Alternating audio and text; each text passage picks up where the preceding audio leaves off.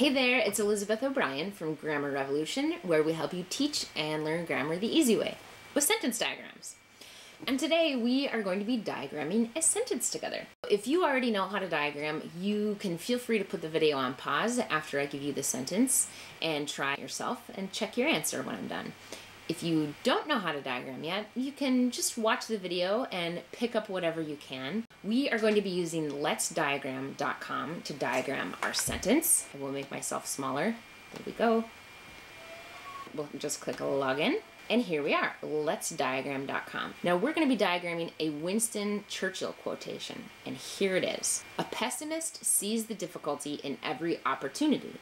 An optimist sees the opportunity in every difficulty.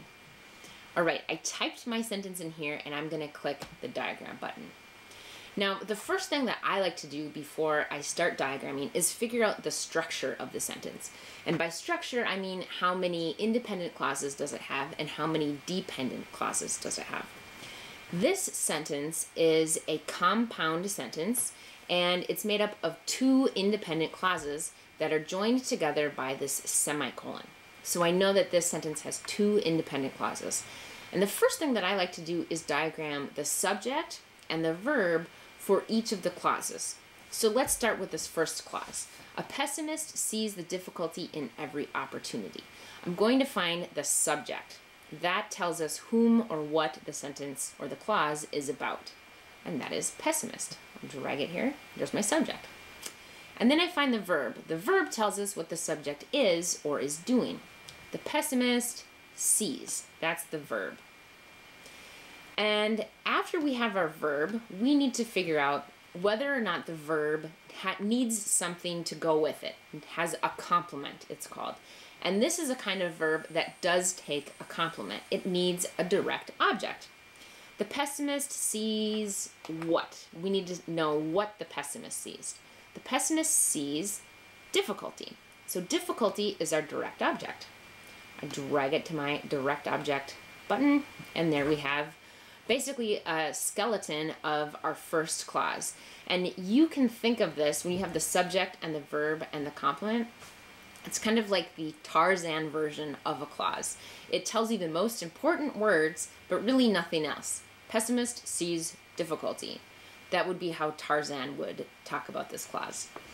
So we finished the most important parts of our first clause. Let's do the same thing for our second clause. So we'll find the subject, optimist, and we'll find the verb, sees. And this is the same verb acting in the same way, which means it has a direct object. What does the optimist see? The optimist sees opportunity. That's our direct object.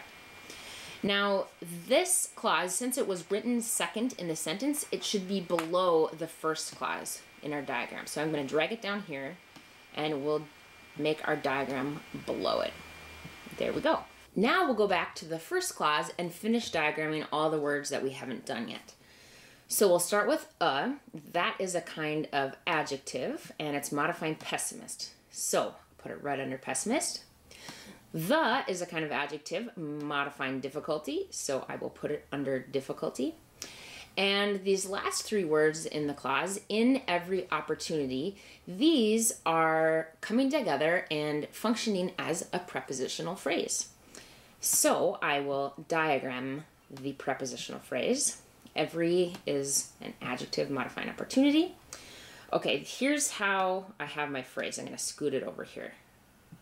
This is how we would diagram that prepositional phrase. Now we need to figure out what it's modifying. I would say that this prepositional phrase is modifying the verb sees. Where does the pessimist see the difficulty?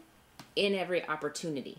So I'm going to highlight this and scoot it under my verb sees. Now things are getting a little smushed here, so I think I'm going to move some of these things over. I just have to highlight them and scoot them over. Okay, so I'm finished with my first clause. Now I need to finish the second clause. And an is an adjective modifying optimist. The is an adjective modifying opportunity. And in every difficulty is a prepositional phrase, and it's modifying this verb down here, sees. So I can diagram that under the verb sees. There we go. Okay, now we have diagrammed all the words in the sentence, but there's something missing still. The way that it looks right now, it's diagrammed as if there were two different sentences. And since this was the same sentence, these two clauses were connected with a semicolon, we need to connect them in the diagram. Now, we don't include semicolons in sentence diagrams, but we'll show that they're connected a different way.